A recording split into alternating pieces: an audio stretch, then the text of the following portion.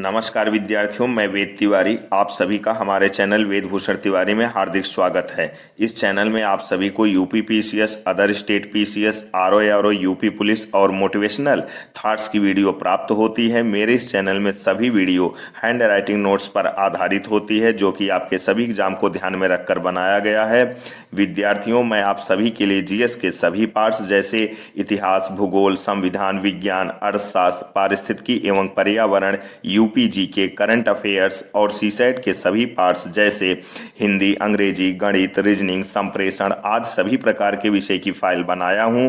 मैं एक एक करके आप लोगों के सामने हर प्रकार की फाइल की वीडियो पेश करूंगा। इन सभी वीडियो को प्राप्त करने के लिए आप हमारे चैनल को सब्सक्राइब कर लीजिए और इन फाइलों की पीडीएफ प्राप्त करने के लिए मेरे टेलीग्राम चैनल को ज्वाइन कर लीजिए। वीडियो में नीचे लिंक दी गई है। आर्यावर्त, जम्बूद्वीप, भारतवर्ष, हिंदुस्तान, इंडिया, भारत। जय हिंद, जय भारत, वंदे मातरम, सत्यमेव जयते। भक्त नेताजी सुभाष चंद्र बोस का जीवन परिचय पेश करने जा रहा हूं।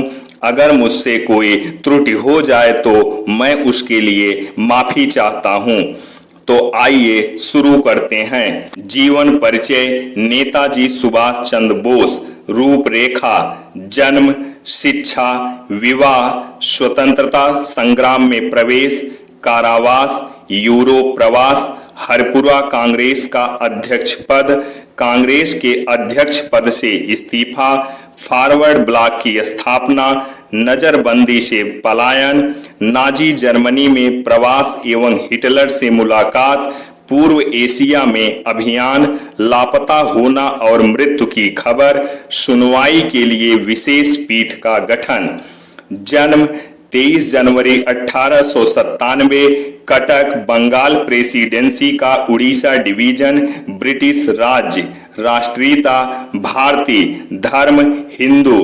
पिता जानकीनाथ बोस, माता प्रभावती। जानकीनाथ बोस कटक शहर के मशहूर वकील थे। पहले वे सरकारी वकील थे, मगर बाद में उन्होंने निजी प्रैक्टिस शुरू कर दी थी। जानकीनाथ बोस की कुल मिलाकर 14 संतानें थी, जिसमें 6 बेटियां और 8 बेटे थे। सुभाष उनकी 9वीं संतान और 5वें बेटे थे। शिक्षा बीए ऑनर्स। सुभाष कटक के प्रोटेस्टेंट यूरोपियन स्कूल से प्राइमरी शिक्षा पूर्ण कर 1909 में उन्होंने रेवेनशा कॉलेजिएट स्कूल में दाखिला लिया। 1915 में उन्होंने इंटरमीडिएट की परीक्षा बीमार होने के बावजूद द्वितीय श्रेणी में उत्तीर्ण की। 1919 में बीए ऑनर्स की परीक्षा प्रथम श्रेणी में उत्तीर्ण की। पिता की इच्छा थी कि सुभाष आईसीएस बने, सो उन्होंने 1920 में वरीयता सूची में चौथा स्थान प्राप्त करते हुए पास कर ली। विवाह: सुभाष का विवाह ऑस्ट्रिया के इमिली सेंकल नामक महिला से हुई थी। दोनों का विवाह 1942 में बाड गास्टिन नामक स्थान पर हिंदू पद्धति से हुआ था। वियना में इमिली ने एक पुत्री को जन्म दिया, उसका नाम अनीता बोस था। स्वतंत्रता संग्राम में प्रवेश: जुलाई 1921 को गांधी और सुभाष के बीच पहली मुलाकात हुई। गांधी जी ने उन्हें कोलकाता जाकर दास बाबू के साथ काम करने की सलाह दी। इसके बाद सुभाष कोलकाता आकर दास बाबू से मिले।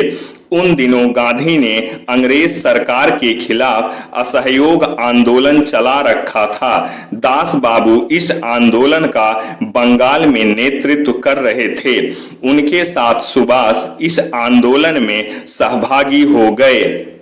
बहुत जल्द ही सुभाष देश के एक महत्वपूर्ण नेता बन गए।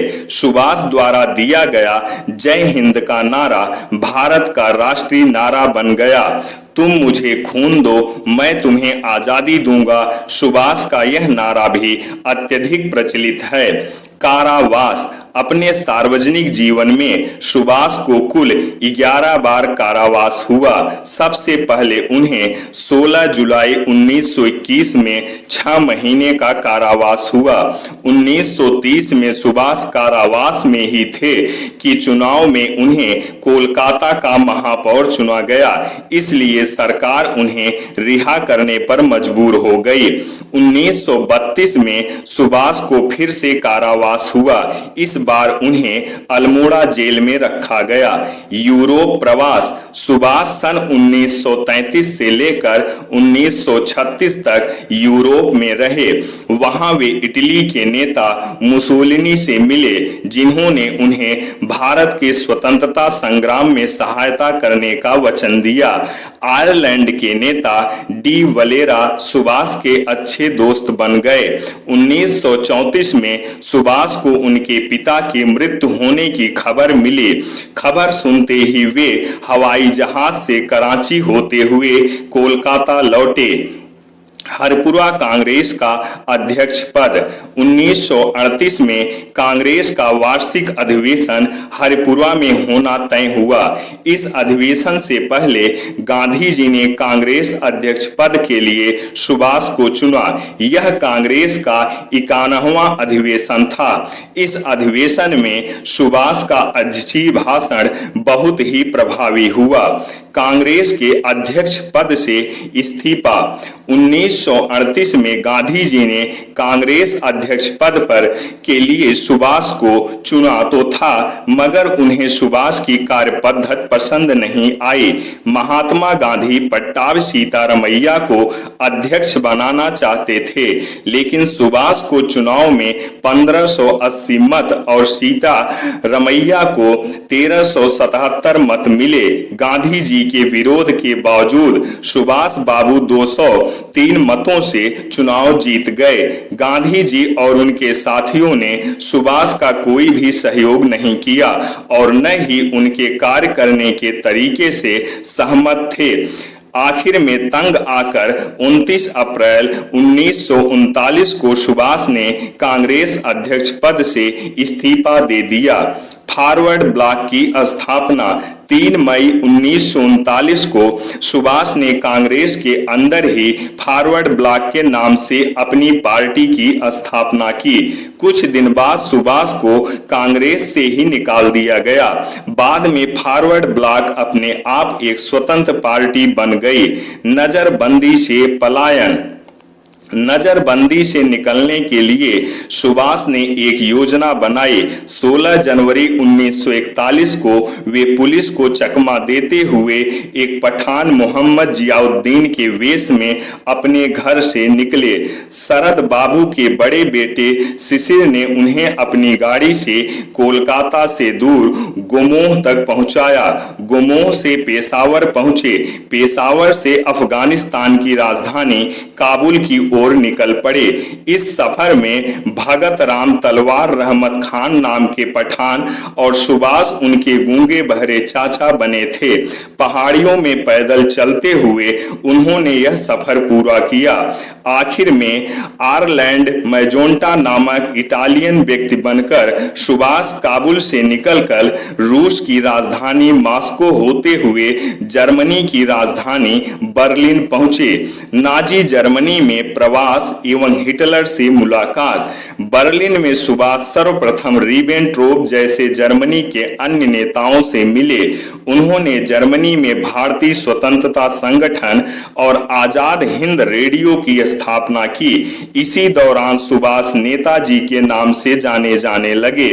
8 मार्च 1943 को जर्मनी के कील बंदरगाह में वे अपने साथी आबिद हसन सफरानी के साथ एक जर्मन पनडुब्बी में बैठकर पूर्व एशिया की ओर निकल गए, क्योंकि इससे पहले 29 मई 1942 के दिन सुभाष जर्मनी के सर्वोच्च नेता एडॉल्फ हिटलर से मिले, लेकिन हिटलर ने सुभाष को सहायता का कोई स्पष्ट वचन नहीं दिया। पूर्व एशिया में अभियान। पूर्वी एशिया पहुंचकर सुभाष ने सर्वप्रथम वयोवृद्ध क्रांतिकारी रास बिहारी बोस से भारतीय स्वतंत्रता परिषद का नेतृत्व संभाला। 21 अक्टूबर 1943 के दिन नेताजी ने सिंगापुर में आरजी हुकूमत आजाद हिंद की स्थापना की। 6 जुलाई 1944 को आजाद हिंद रेडियो पर अपने भाषण के माध्यम से गांधी जी को संबोधित करते हुए नेताजी ने जापान से सहायता लेने का अपना कारण और आरजी हुकूमत आजाद हिंद तथा आजाद हिंद फौज की स्थापना के उद्देश्य के बारे में बताया। इस भाषण के दौरान नेताजी ने गांधी जी को राष्ट्रपिता बुलाकर अपनी जंग के लिए उनका आशीर्वाद भी मांगा। इस प्रकार नेताजी ने ही सर्वप्रथम गांधी जी को राष्ट्रपिता कहकर बुलाया था। लापता होना और मृत्यु की खबर। 18 अगस्त 1945 को नेताजी हवाई जहाज से मंचूरिया की तरफ जा रहे थे। इस सफर के दौरान वे लापता हो गए। इस दिन के बाद वे कभी किसी को दिखाई नहीं दिए। 23 अगस्त 1945 को टोक्यो रेडियो ने बताया कि सौगोन में नेताजी एक बड़े बमवर्षक विमान से आ रहे थे कि 18 अगस्त को ताइहोकू हवाई अड्डे के पास उनका विमान दुर्घटनाग्रस्त हो गया। विमान में उनके साथ सवार जापानी जनरल सोदोई पायलट तथा कुछ अन्य लोग मारे गए। नेताजी गंभीर रूप से जल गए थे। उन्हें ताइहोकू सैनिक अस्पताल ले जाया गया, जहां उन्होंने दम तोड़ दिया। 18 अगस्त 1945 के दिन नेताजी कहां लापता हो गए और उनका आगे क्या हुआ, यह भारतीय इतिहास का सबसे बड़ा अनुत्तरित रहस्य बन गया है। सुनवाई के लिए विशेष पीठ का गठन। कलकत्ता हाई कोर्ट ने नेताजी के लापता होने के रहस्य से जुड़े खुफिया दस्तावेजों को सार्वजनिक करने की मांग पर सुनवाई के लिए स्पेशल बेंच के गठन का आदेश दे दिया है। यह याचिका सरकारी संगठन इंडियाज स्माइल द्वारा दायर की गई है। इस याचिका में भारत संघ राष्ट्रीय सलाहकार परिषद, खुफिया विभाग, प्रधानमंत्री के निजी सचिव, रक्षा सचिव, गृह विभाग और पश्चिम बंगाल सरकार सहित कई अन्य लोगों को प्रतिवादी बनाया गया है। विद्यार्थियों, महान लोग हमें इस बात की अनुभूति करवाते हैं कि वास्तव में हम भी महान बन सकते हैं। जय हिंद, जय भारत, वंदे मातरम, सत्यमेव जयते।